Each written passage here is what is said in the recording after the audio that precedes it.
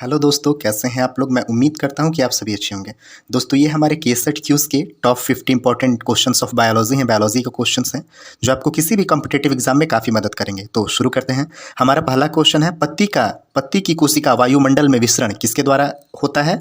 तो आंसर हो जाएगा CO2 कार्बन डाइऑक्साइड के द्वारा, अर्थात कार्बन डाइऑक्साइड के द्वारा पत्तियों का कोशिका वायुमंडल में विसरण होता है। अगला प्रश्न हो जाएगा, प्रकाश संश्लेषण की दर सबसे अधिक किस रंग में होता है। तो आंसर हो जाएगा लाल रंग में। दोस्तों, लाल रंग में प्रकाश संश्लेषण की दर सबसे अधिक होता है। अगला प्रश्न हमारा हो जाएगा प्रश्न संख्या 3, एथिलीन हार्मोन के रूप में प्रमाणित किसने किया था। तो आंसर हो जाएगा बर्ग ने 1962 में। बर्ग ने 1962 में एथिलीन हार्मोन को हार्मोन के रूप में प्रमाणित किया था।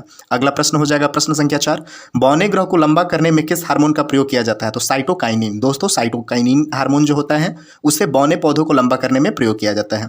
अगला प्रश्न हो जाएगा, किस वनस्पति जगत को एम्फीबिया वर्ग कहा जाता है। तो आंसर हो जाएगा ब्रायोफाइटा। ब्रायोफाइटा को एम्फीबिया वर्ग कहा जाता है। अगला प्रश्न हो जाएगा, अचार मुरब्बे बहुत दिन तक खराब नहीं होते, इसका क्या कारण है। तो दोस्तों, जीव द्रव्य कुंचन, जो जीव द्रव्य कुंचन होते हैं, इस प्रक्रिया द्वारा अचार मुरब्बे बहुत अधिक दिनों तक खराब नहीं होते हैं। हमारा अगला प्रश्न है दोस्तों, प्रश्न संख्या 7, वनस्पति विज्ञान का जनक किसे कहा जाता है। तो थियोफ्रेस्टस को वनस्पति विज्ञान का जनक कहा जाता है। अगला प्रश्न हो जाएगा, वनस्पति जगत का सबसे बड़ा समूह क्या होता है। तो थेलोफाइटा जो होता है वनस्पति जगत का सबसे बड़ा समूह होता है। अगला प्रश्न हो जाएगा, लिंग संलग्नता की सर्वप्रथम विस्तृत व्याख्या किसने किया था। तो TH मॉर्गन ने लिंग संलग्नता का सर्वप्रथम विस्तृत व्याख्या किया था। अगला प्रश्न हो जाएगा, स्वतंत्र अपयूहन का नियम किसने दिया था। तो मेंडल ने स्वतंत्र अपयूहन का नियम दिया था। अगला प्रश्न संख्या 11, समजात गुणसूत्र एक साथ होकर जोड़े बनाते हैं उसे क्या कहते हैं। तो सिनैप्सिस जो होते हैं वो मतलब समजात गुणसूत्र एक साथ होकर जोड़े बनाते हैं। अगला प्रश्न हो जाएगा, कोशिका में अर्धसूत्री विभाजन को मैसिस नाम किसने दिया था। तो फॉर्मर तथा मूरे ने कोशिका में अर्धसूत्री विभाजन को मैसिस नाम दिया था। अगला प्रश्न हो जाएगा, अर्धसूत्री विभाजन का खोज किसने किया था। तो बीजमैन। दोस्तों, ये बहुत इंपॉर्टेंट क्वेश्चन है। अर्धसूत्री विभाजन का खोज बीजमैन ने किया था।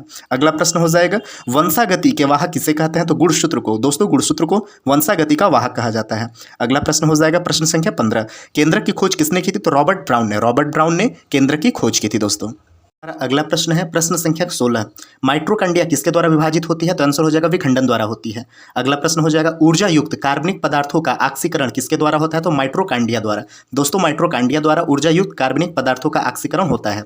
अगला प्रश्न हो जाएगा प्रश्न संख्या 18, किसने स्पष्ट किया कि नए कोशिका का निर्माण पुराने कोशिकाओं से होता है। तो आंसर हो जाएगा रडल्फ विर्चो ने मतलब यह स्पष्ट किया था कि नए कोशिका का निर्माण पुराने कोशिकाओं से होता है। अगला प्रश्न हो जाएगा, जीव द्रव्य का खोज किसने किया था। तो डुजार्डिन जो थे उन्होंने जीव द्रव्य का खोज किया था। अगला प्रश्न हो जाएगा, तंतुमय जीवाणु किस जगत में आते हैं। तो मुनेरा जगत में तंतुमय जीवाणु आते हैं। अगला प्रश्न हो जाएगा, वृक्षों तथा झाड़ियों का अध्ययन क्या कहलाता है। तो डेंड्रोलॉजी जो होता है वो वृक्षों तथा झाड़ियों का अध्ययन कहलाता है। अगला प्रश्न हमारा हो जाएगा, प्रत्येक जीवधारी का नाम लैटिन भाषा के किन दो नामों से मिलकर बना है। तो वंश तथा जाति का नाम। इसका उत्तर हो जाएगा दोस्तों वंश तथा जाति का नाम। ये प्रत्येक जीवधारी का नाम लैटिन भाषा के दो नामों से मिलकर बना है, वंश तथा जाति का नाम।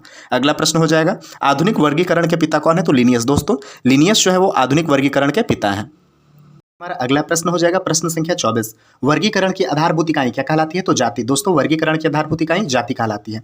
अगला हमारा प्रश्न हो जाएगा, पत्ती का पीला रंग होने का कारण क्या होता है। तो कैरोटीन जो होता है वो पत्तियों का पीला रंग होने का कारण होता है। अगला प्रश्न हो जाएगा, वंदे मातरम योजना की शुरुआत कब की गई थी। तो दोस्तों 2004 में वंदे मातरम योजना की शुरुआत की गई थी। अगला हमारा प्रश्न हो जाएगा, रेबीज से प्रभावित अंग क्या होता है। तो तंत्रिका तंत्र। जो तंत्रिका तंत्र होता है वो रेबीज से प्रभावित अंग होता है।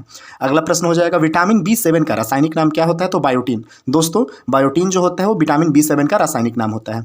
अगला प्रश्न हो जाएगा प्रश्न संख्या 29, घुटना की अस्थि का क्या नाम है। तो पटेला। दोस्तों, ये बहुत बार क्यूज में हम लोग का चला हुआ क्वेश्चन है और बहुत महत्वपूर्ण क्वेश्चन है। यानी पटेला क्या होता है। तो घुटना के अस्थि का नाम, या घुटना के अस्थि का नाम क्या होता है। तो पटेला।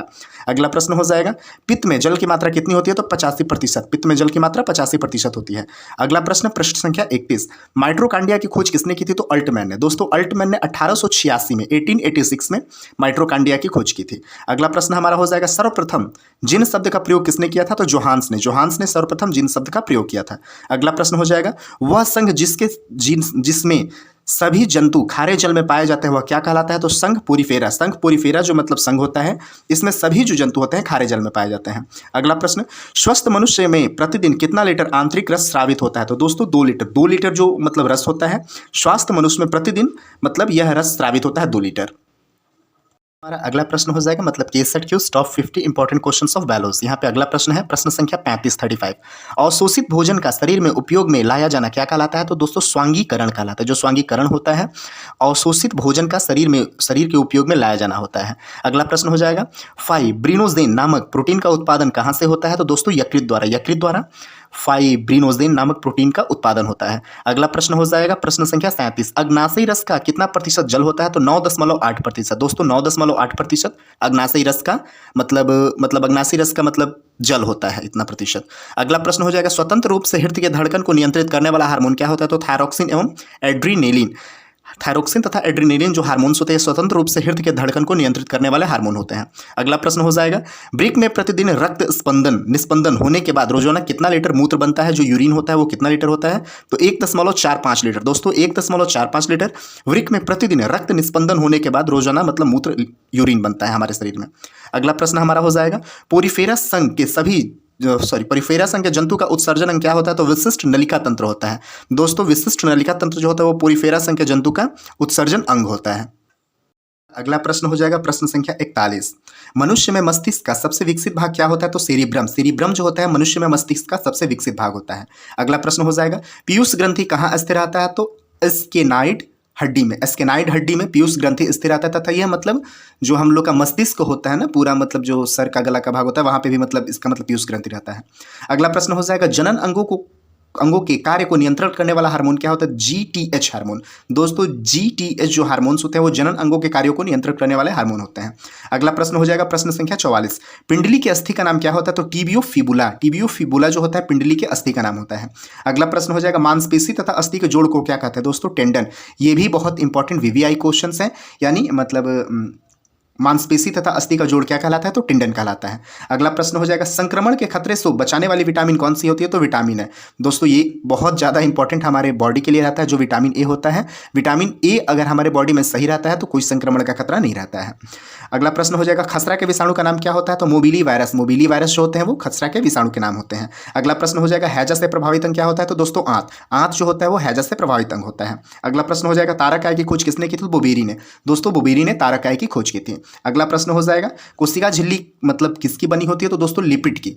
और मतलब कोशिका झिल्ली का उन्नत नवीनता सिंगर और निकोलसन ने दिया था और कोशिका झिल्ली किसकी बनी होती? तो लिपिड की। तो दोस्तों ये हमारे कुछ इंपॉर्टेंट क्वेश्चन बायोलॉजी के केस सेट क्यूज हमारे क्यूज के थे जो आपको किसी भी कॉम्पिटिटिव एग्जाम में काफ़ी मदद करेंगे। तो उम्मीद है कि आपको वीडियो पसंद आया होगा। तो प्लीज़ लाइक करिएगा, सब्सक्राइब करिएगा और हमारे केस सेट चैनल से आप जरूर जुड़िएगा। देखने के लिए धन्यवाद।